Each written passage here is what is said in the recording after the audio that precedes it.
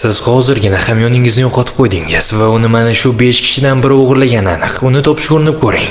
Birinchisi chaqaloq ko'targan ayol, uning nigohi tashvishli va asabiy. Ikkinchisi qilpillagan malla soch qiz, u hech kimga e'tibor qilayotgani ham ish ham yo'qga o'xshaydi.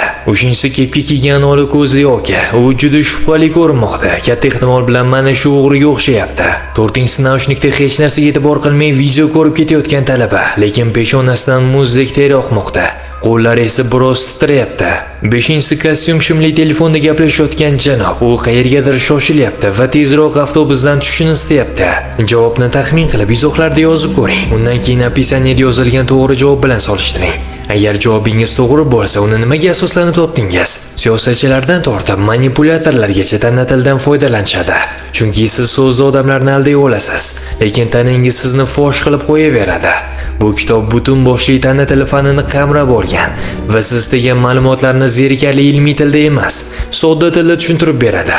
Uni xarid qilish uchun izohlarda tana tili deb yozib qoldiring.